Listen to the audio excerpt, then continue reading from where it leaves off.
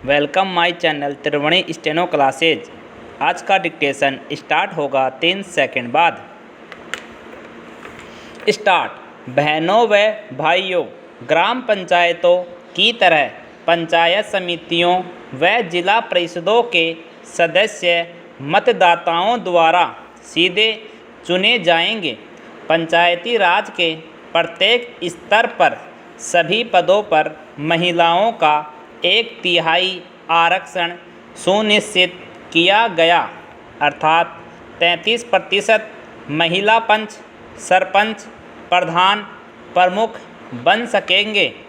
अनुसूचित जाति व अनुसूचित जनजातियों के लिए भी जनसंख्या के प्रतिशत में पद आरक्षित रहेंगे। पिछड़ी जाति के हेतु भी राज्य सरकार ने आरक्षण किया है। राज्य वित्त आयोग गठित होगा जो संसाधनों को देखकर पंचायती राज संस्थाओं को राज्य सरकार के करों की आय का हिस्सा दिलाने की सिफारिश करेगा।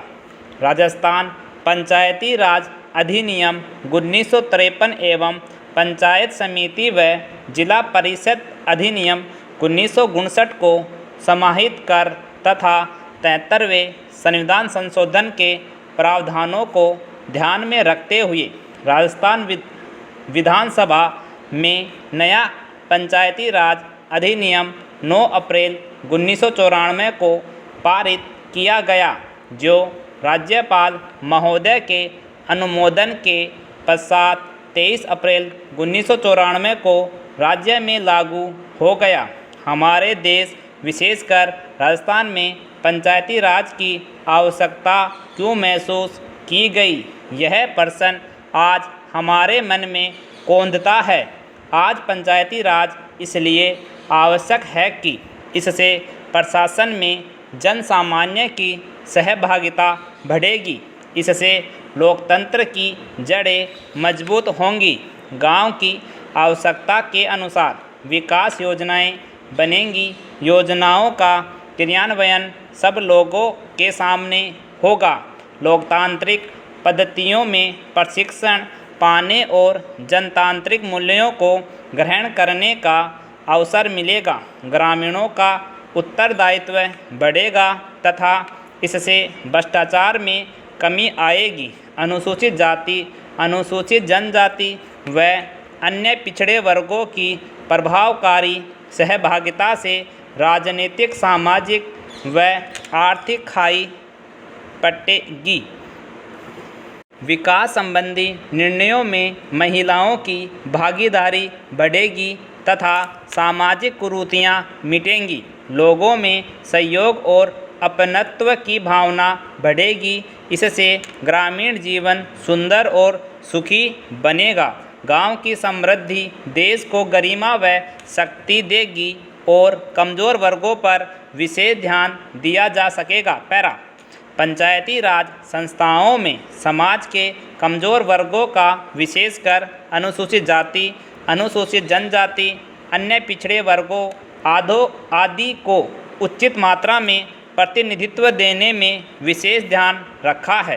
राज्य के पंचायती राज इतिहास में इस बार उपरोक्त वर्गों के जनप्रतिनिधि अधिक मात्रा में निर्वाचित होकर आए हैं। मैं इन सभी का स्वागत करता हूं और उम्मीद करता हूं कि इससे सभी वर्गों को समान रूप से इन संस्थाओं में भागीदारी मिलेगी, विशेषकर महिलाओं को जो लोग चुनकर आए हैं। मैं उनसे उम्मीद करता हूं कि वे अपने गांव, अपने मोहल्ले, अपने क्षेत्र के विकास के लिए तन मन धन तथा पूरे मनोयोग से काम करें और अपने क्षेत्र की खुशहाली तथा उन्नति के लिए प्रयत्नशील रहे। केंद्र सरकार पंचायतों के उत्थान के लिए पूरी तरह से सभी राज्यों को यथाशक्ति मदद देगी। देश की लगभग 3/4 जनसंख्या गाँवों में रहती है, जिनकी आय कम होने के साथ साथ शिक्षा, स्वास्थ्य, पेयजल आदि अन्य आवश्यक सुविधाएं भी उन्हें पर्याप्त मात्रा में उपलब्ध नहीं है। पैरा। बहनों व भाइयों, ग्रामीण क्षेत्रों और ग्रामीणों विशेषकर अनुसूचित जातियों, जनजातियों, कमज़ोर वर्गों और गरीबी की रेखा से नीचे रहने वाले लोगों का विकास एवं गरीबी उन्मूलन भारत की विकास योजनाओं का प्रमुख उद्देश्य रहा है। हमारे प्रधानमंत्री के नेतृत्व में ग्रामीण विकास हेतु जवाहर रोजगार योजना, 10 लाख कुओं के निर्माण की योजना, सुनिश्चित रोजगार योजना, समन्वित ग्रामीण विकास कार्यक्रम, ग्रामीण क्षेत्रों में महिला तथा बाल विकास कार्यक्रम, ग्रामीण युवा स्वरोजगार प्रशिक्षण योजना, ग्रामीण कारीगरों को उन्नत किस्म के औजार किट की आपूर्ति, सूखाग्रस्त क्षेत्र कार्यक्रम, ग्रामीण युवा स्वरोजगार प्रशिक्षण कार्यक्रम, मरुभूमि विकास कार्यक्रम, राजीव गांधी राष्ट्रीय पेयजल मिशन तथा ग्रामीण स्वच्छता आदि कार्यक्रमों का कार्यान्वयन तेजी से किया जा रहा है। इन कार्यक्रमों के माध्यम से गरीबों को रोजगार के अधिक अवसर प्राप्त होंगे।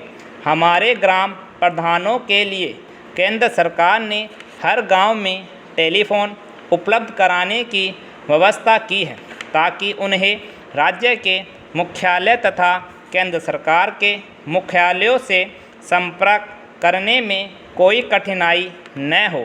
यदि कहीं यह सुविधा उपलब्ध नहीं है तो मैं कोशिश करूंगा कि वहां यह सुविधा उपलब्ध हो जाए। केंद्र सरकार ने संसद सदस्यों के माध्यम से सभी क्षेत्रों के विकास के लिए करोड़ रुपए मुहैया कराने का जो कार्यक्रम बनाया है, उसके अच्छे परिणाम सामने आ रहे हैं और यह काम सभी पंचायतों के जरिए से ही होना है। हम तो चाहते हैं कि शासन का केंद्रीकरण न होकर विकेंद्रीकरण हो, सरकार की सत्ता सभी लोगों विशेषकर हमारी पंचायतों के हाथ में हो। पैरा। हमारे प्रधानमंत्री जी गांवों के उत्थान के लिए विशेष रूप से ध्यान दे रहे हैं। उन्होंने अपने इस बजट में ग्राम विकास के लिए काफ़ी अधिक धनराशि रखी है। आप जानते ही हैं कि प्रधानमंत्री जी ने अभी हाल ही में कई योजनाओं की घोषणाएं की हैं, जो आरंभ भी हो चुकी हैं, जिसमें से एक है वृद्धावस्था पेंशन। इसके तहत बुजुर्गों को 200 रुपये प्रति माह दिए जा रहे हैं। दूसरी योजना है जिस परिवार के एकमात्र कमाने वाले किसी व्यक्ति की मृत्यु हो जाती है तो उसे एक बीमा योजना के तहत 5,000 रुपये तथा 10,000 रुपये जैसा भी मामला हो दिए जाते हैं। प्राकृतिक रूप से मृत्यु होने पर 5,000 रुपये तथा दुर्घटना से हुई मृत्यु के मामले में 10,000 रुपये सरकार देती है। एक योजना हमने स्कूली बच्चों के लिए शुरू की है। हमने देखा है कि हमारे बच्चों का विकास पूर्णतया नहीं हो पाता है और बच्चों से ही हमारे देश का भविष्य है। जिस देश के बच्चे कमज़ोर और कुपोषित होंगे, उस देश की तरक्की स्वभावतः नहीं हो पाती है। अतः हमने स्कूलों में बच्चों को दोपहर का भोजन देने की व्यवस्था की है। वैसे तो पंचायतों के माध्यम से हमने पहले से ही कई योजनाएं चलाई हुई है, जैसा कि महिला समृद्धि योजना, इंदिरा आवास योजना, मातृत्व लाभ योजना के दौरान 300 रुपये दिए जाते हैं। कंप्लीट।